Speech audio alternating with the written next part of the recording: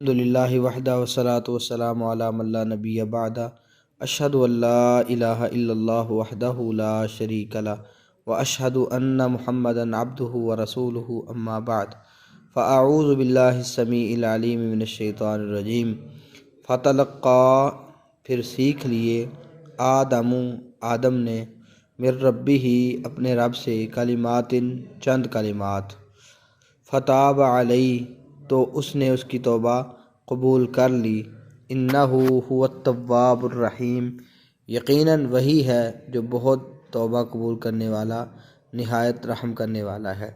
آدم علیہ السلام کو جب جنت سے نکالا گیا تو اللہ رب العالمین سے انہوں نے جو دعا فرمائی، اللہ تعالیٰ سے جو معافی مانگی، وہ کلمات آدم علیہ السلام کو اللہ رب العالمین نے سکھائے، آدم علیہ السلام نے اپنے رب سے سیکھے۔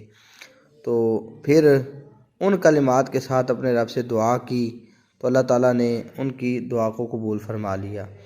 سورۃ اعراف آیت نمبر 23 میں ہے قالا ربنا ظلمنا انفسنا وان لم تغفر لنا وترحمنا لنکونن من الخاسرین۔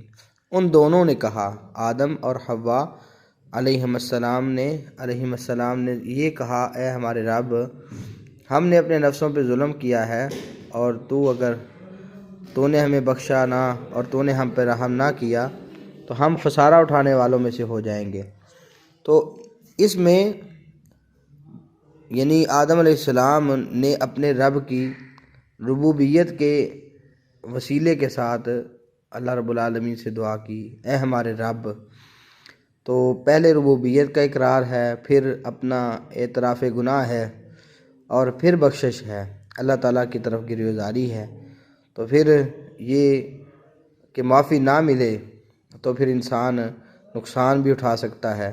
اس انداز سے دعا کی گئی تو اللہ رب العالمین نے آدم علیہ السلام کی دعا کو قبول فرما لیا، جیسے کہ اگلی آیات میں فتاب علیہ، اللہ تعالیٰ نے توبہ کو قبول کر لیا۔ یہاں یہ بات یاد رکھیں کہ مستدرک کے حاکم وغیرہ میں ایک روایت آتی ہے کہ آدم علیہ السلام نے عرش پر لا الہ الا اللہ محمد رسول اللہ لکھا ہوا دیکھا اور محمد رسول اللہ صلی اللہ علیہ وسلم کے وسیلے سے دعا مانگی تو ان کی دعا قبول کر لی گئی۔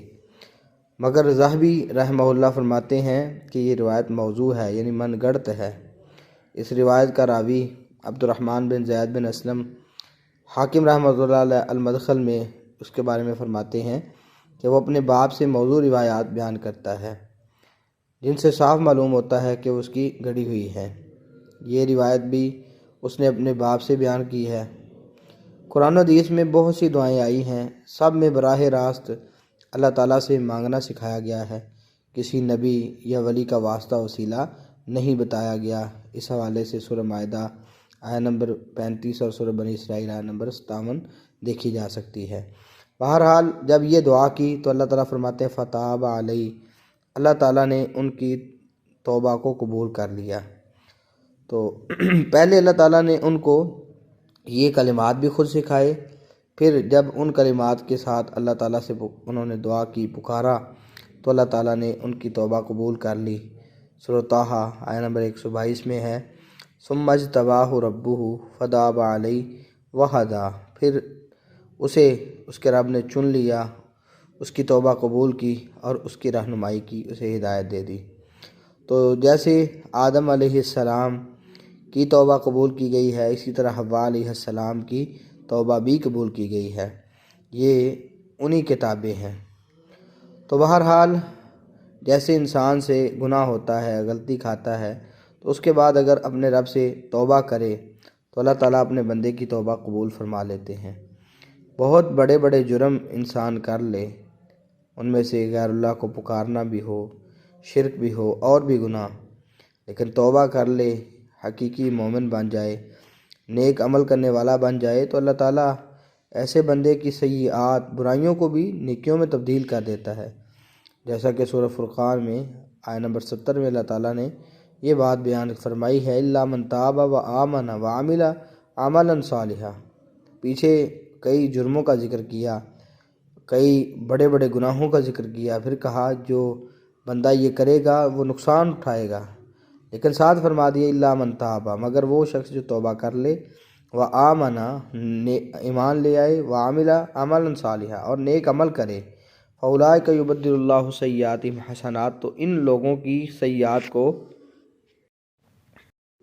حسنات میں تبدیل کر دے گا، نیکیوں میں تبدیل کر دے گا۔ وکان اللہ غفور الرحیم، اللہ تعالیٰ ہمیشہ سے ہی بخشنے والا، رحم کرنے والا ہے۔ تو خالص توبہ کے لیے چند چیزیں ضروری ہیں۔ سب سے پہلے اپنے گناہ کے نقصان کا احساس ہونا چاہیے، گناہ کو گناہ انسان سمجھے۔ دوسری بات یہ کہ اس پر ندامت اختیار کرے، شرمندہ بھی ہو۔ تیسری چیز یہ کہ آئندہ نہ کرنے کا عزم اور عہد بھی ہو کہ آئندہ یہ گناہ نہیں کروں گا۔ اور یہ بھی ہے کہ اگر کسی کے ساتھ مالی معاملات ہیں تو مالی طور پہ جو کسی کا اس نے نقصان کیا ہے اس کی ادائیگی بھی کرے۔ تو فتح علیہ سے معلوم ہوا کہ گناہ کے اثرات لازمی اور طبعی نہیں ہیں کہ لا محالہ ان کے نتیجے میں سزا ہی مل کر رہے، بلکہ یہ اللہ تعالیٰ کے اختیار میں ہے، چاہے تو گناہ کی سزا دے اور چاہے تو معاف کر دے۔ انسان توبہ کر لے تو گناہ کا اثر ختم کر دیا جاتا ہے، بلکہ اس کے اللہ تعالیٰ گناہوں کو بھی نیکیوں میں تبدیل کر دیتا ہے۔ آخر میں اللہ تعالیٰ نے فرمایا انہ هو التواب الرحیم، بے شک وہی توبہ قبول کرنے والا، رحم کرنے والا ہے۔ تو اس سے بڑھ کر کیا مہربانی ہوگی کہ خود دعا سکھائی اور پھر قبول بھی فرما لی۔ یہ وصف اللہ تعالیٰ کے توبہ کو قبول کرنے والا اور رحم کرنے والا قرآن مجید میں کئی جگہوں پہ اللہ تعالیٰ نے ذکر کیا ہے، جیسا کہ سورۃ شورى نمبر 25 میں فرمایا وَهُوَ الَّذِي يَقْبَلُ التَّوْبَةَ عَنْ عِبَادِهِ، اور اسی طرح سورۃ طٰہٰ نمبر 82 میں فرمایا وَإِنِّي لَغَفَّارٌ لِمَن تَابَ وَآمَنَ وَعَمِلَ صَالِحًا ثُمَّ اهْتَدَىٰ، اور سورۃ توبہ نمبر 104 میں فرمایا أَلَمْ يَعْلَمُوا أَنَّ اللَّهَ وَيَقْبَلُ التَّوْبَةَ عَنْ عِبَادِهِ۔ توبہ قبول کرنے کے اوصاف ذکر ہوئے ہیں، ساتھ رحم کرنے کے اوصاف بھی قرآن مجید میں سورۃ کہف آیت نمبر 58 میں اللہ فرماتے ہیں وَرَبُّكَ الْغَفُورُ ذُو الرَّحْمَةِ، تیرا رب بخشنے والا ہے اور رحمت والا ہے۔ سورۃ عنکبوت آیت نمبر 21 میں فرمایا يُعَذِّبُ مَن يَشَاءُ وَيَرْحَمُ مَن يَشَاءُ، اللہ جسے چاہتا ہے عذاب دیتا ہے اور جس پر چاہتا ہے اللہ رب العالمین اس پر رحم کر دیتا ہے۔ اور سورۃ بقرہ آیت نمبر 143 اور سورۃ حج آیت نمبر 65 میں فرمایا ان اللہ بالناس لرؤوف الرحیم، بے شک اللہ لوگوں کے ساتھ انتہائی نرمی کرنے والا، رحم کرنے والا ہے۔ خصوصاً مومنوں کے حوالے سے تو بہت زیادہ اللہ تعالیٰ کی شفقت ہے، جیسا کہ سورۃ احزاب آیت نمبر 43 میں ہے وَكَانَ بِالْمُؤْمِنِينَ رَحِيمًا، اللہ تعالیٰ مومنوں کے اوپر بہت زیادہ رحم کھانے والا ہے۔